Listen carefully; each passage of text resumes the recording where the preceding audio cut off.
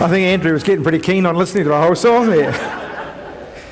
Now, that song by Willie Nelson is regarded as one of the all-time favourites for road cruising, and for me it's one of my favourite feel-good songs. Even my cell phone has got that on as my favourite song. I love a good road trip. The whole thing of exploring new sites, particularly travelling with friends, going to new places, and I've really been fortunate through the years, and I've been able to do a lot of good road miles. Anne and I have a different perspective on going on holidays. She likes to just chill out on the beach with a good book. I want to get there and go and do things. And I've taken many trips with friends to the States and what have you, and sometimes it's a bit of a problem. She's got to put the handbrake on because otherwise I'm out the door and going to do the next little visit or wherever we're going to go. So I really enjoy that whole concept of a road trip, but not everybody does. You know, sometimes you get that thing of, are we there yet? Couldn't think of a better family to provide that. Thanks, Steve. So what we're going to be talking about this morning is Exodus, which I really see as the ultimate road trip.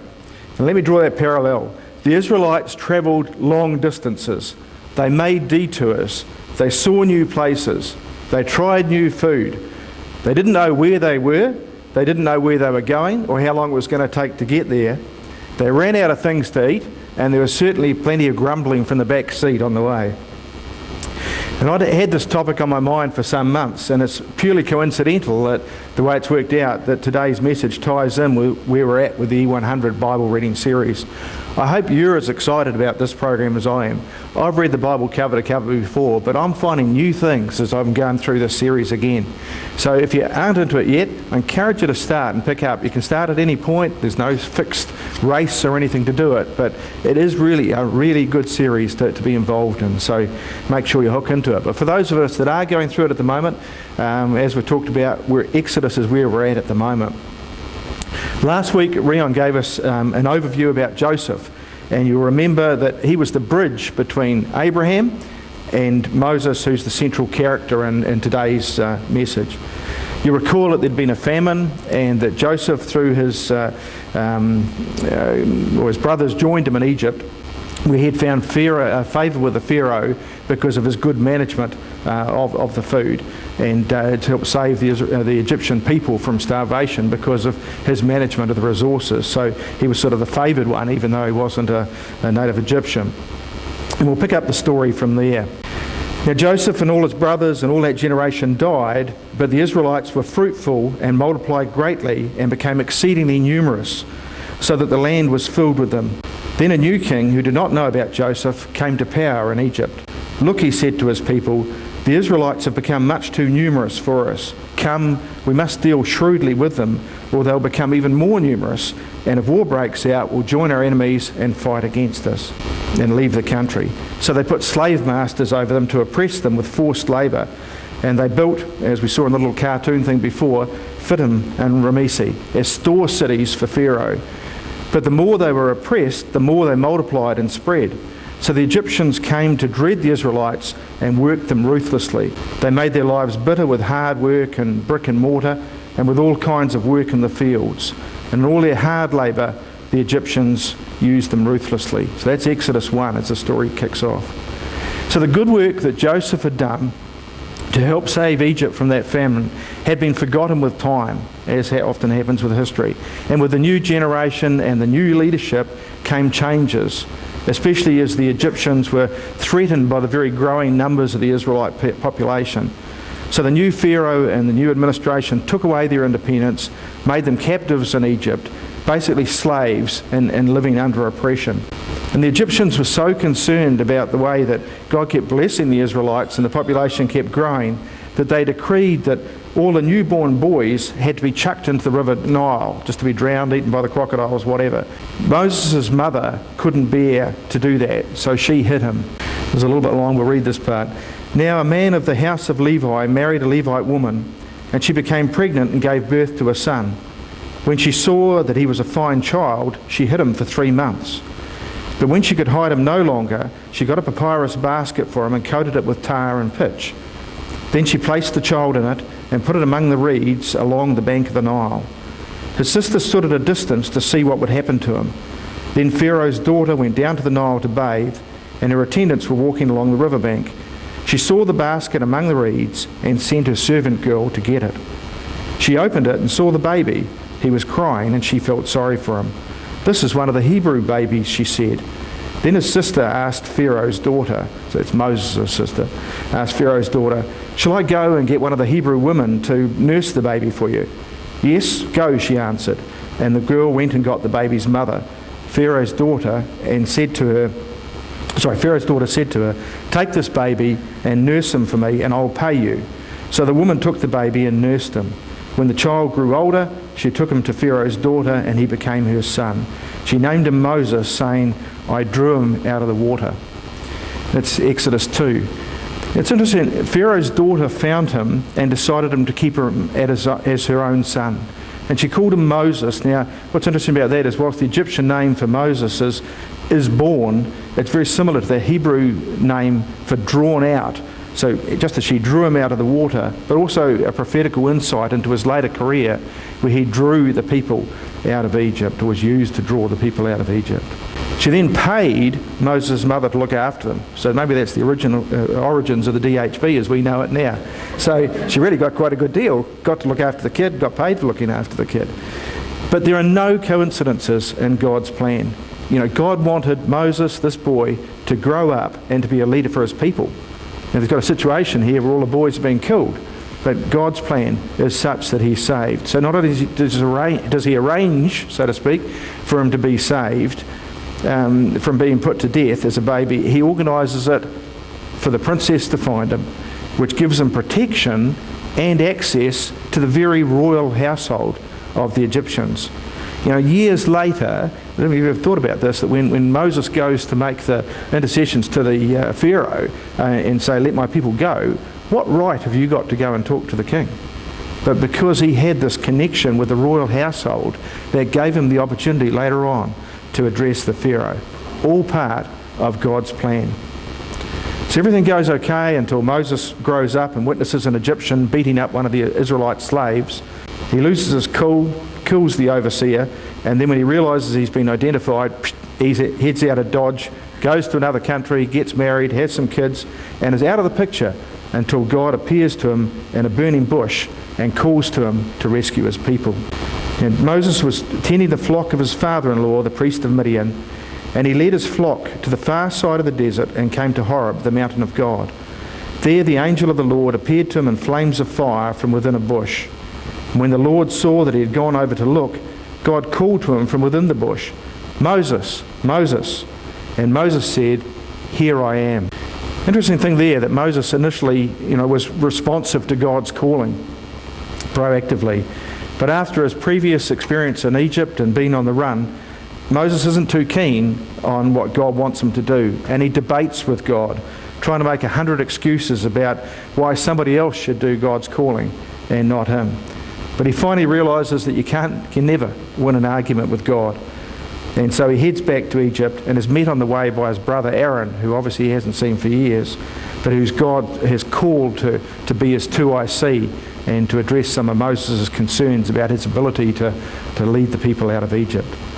So he petitions the Pharaoh to let the people go, but the king doesn't want to lose his slave labour force, so he rejects the demand, even after a series of plagues, until the final one, when the firstborn from each non-believer family gets zapped, and Pharaoh finally, out of fear, kicks them out of Egypt.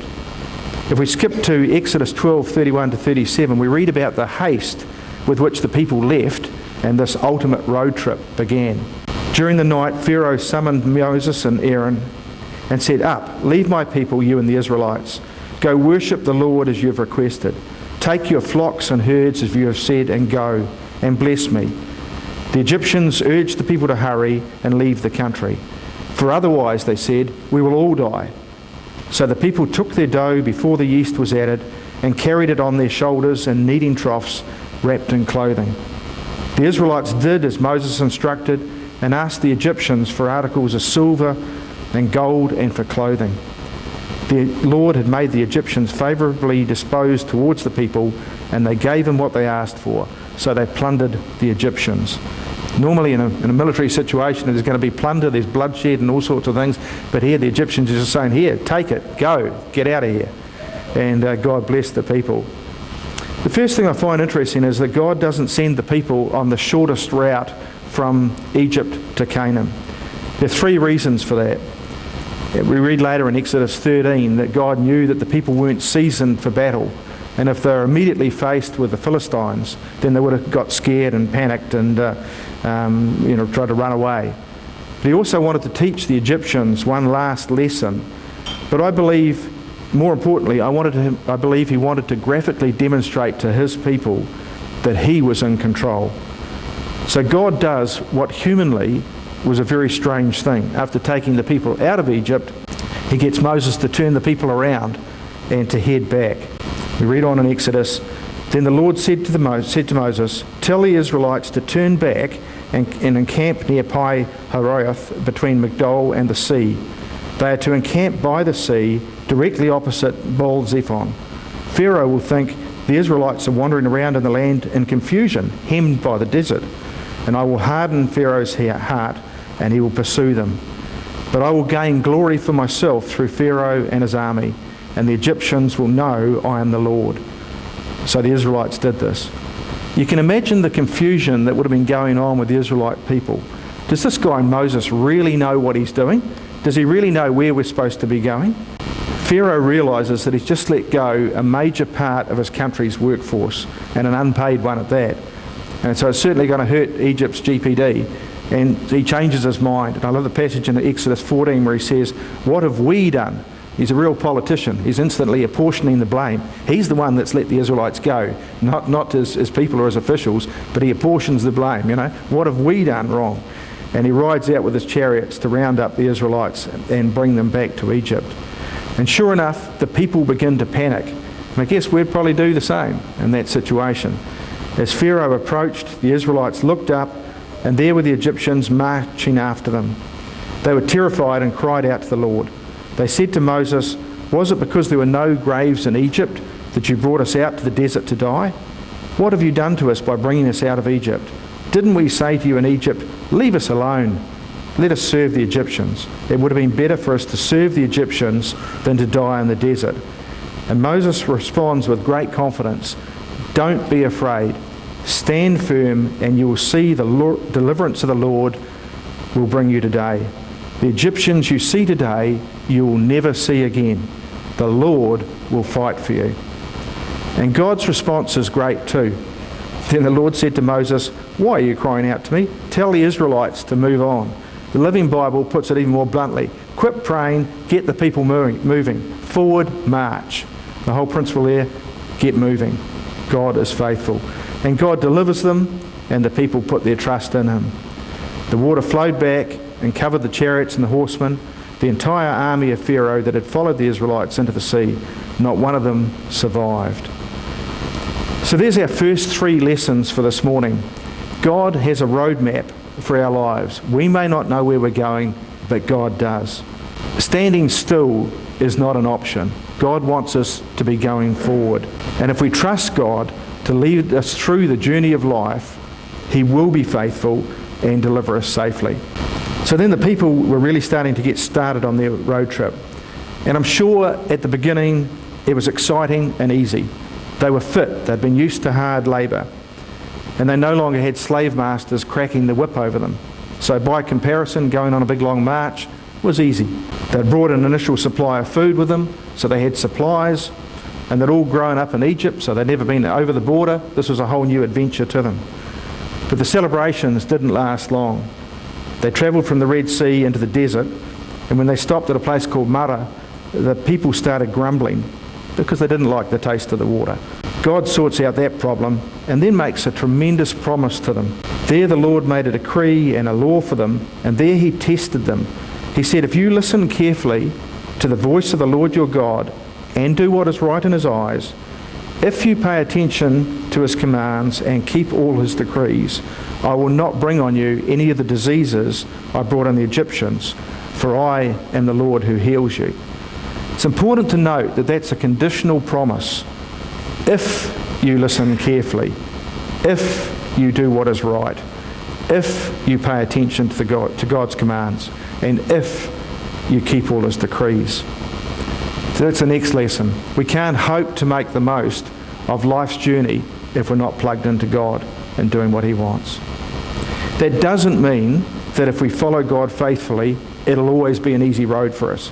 He didn't promise us paved motorways with no potholes, red lights or traffic jams, and for that matter, we don't know when Clint's going to be parked around the corner with his radar either.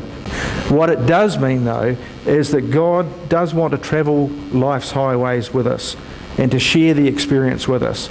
It's kind of like having the AA mechanic riding in the car with us, not just for when we need help and guidance, but also for the company. And that's how our relationship with God should be.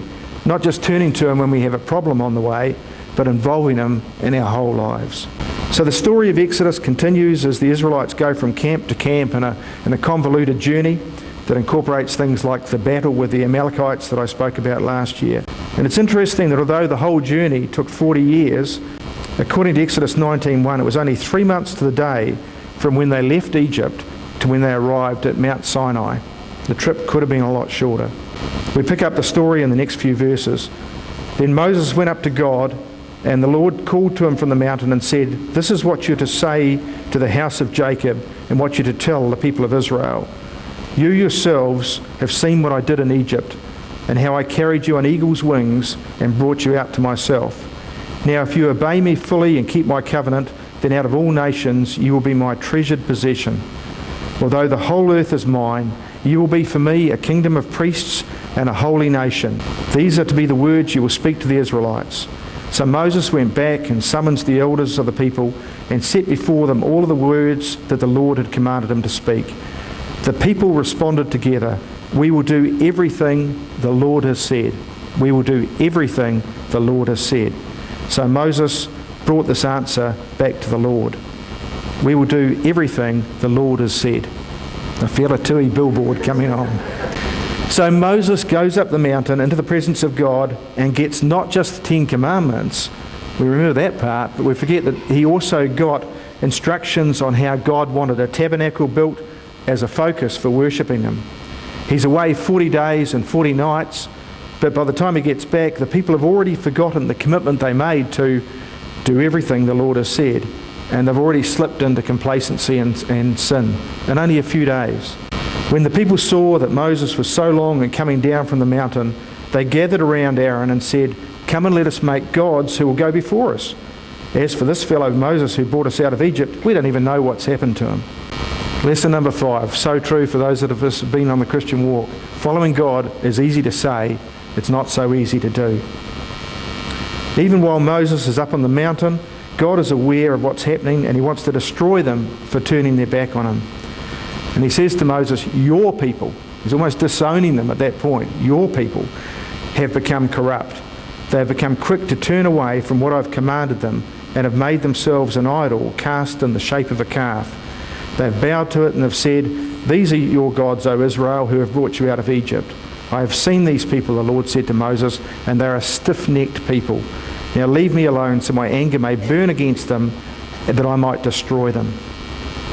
Moses then intercedes for the salvation of the people, just like Jesus does for us years later. He says, "Remember your servants, Abraham, Isaac, and Israel, to whom you swore by your own self.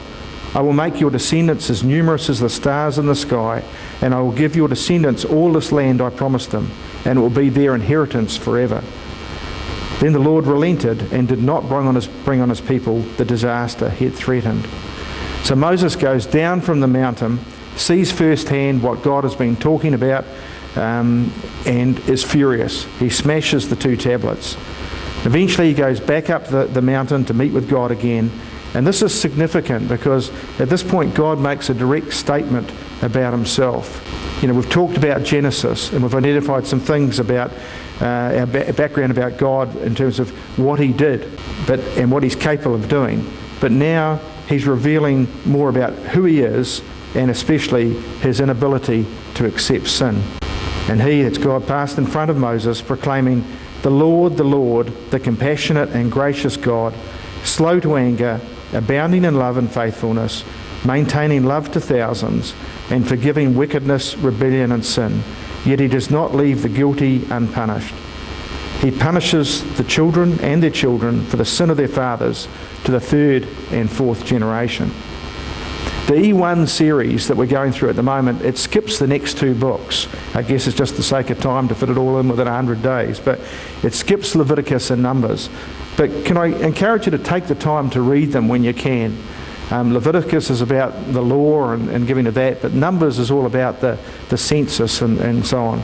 But it also covers the end of the conclusion of the journey through the wilderness. So it's an important book to still get in and read.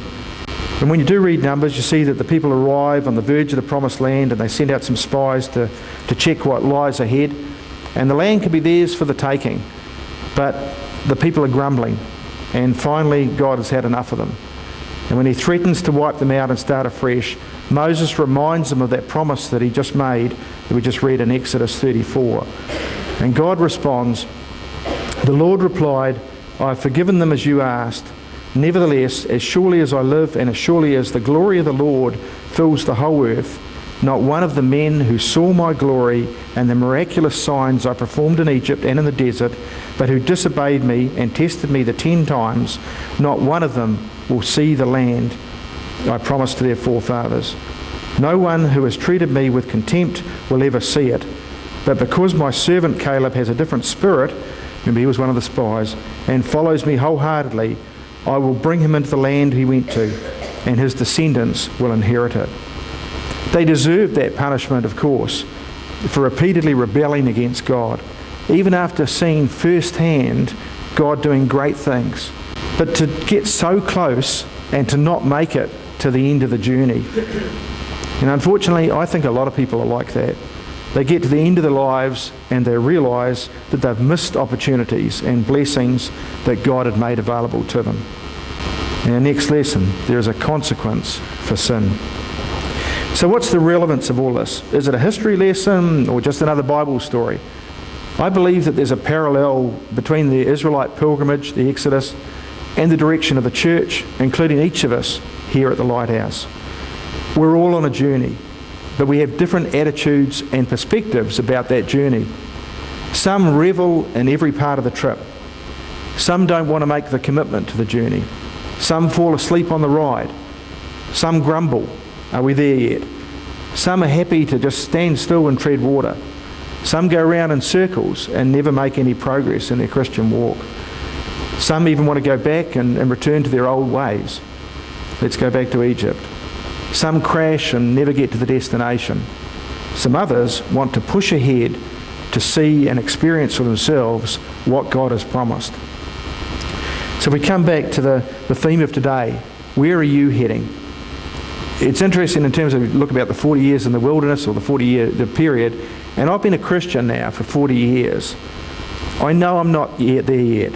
And like the rebellious Israelites, there's always the risk of not making it the full distance. Wouldn't that be a tragedy to get so close but not actually make it over the finish line? Towards the end of Paul's life, he's encouraging Timothy to follow his example and to finish the race. He says, "The time has come for my departure. I have fought the good fight. I have finished the race. I have kept the faith." Will we all be able to say that? You know, we recently lost Myrtle and we lost Florence. They finished triumphantly with a strong faith. Will you? Will I?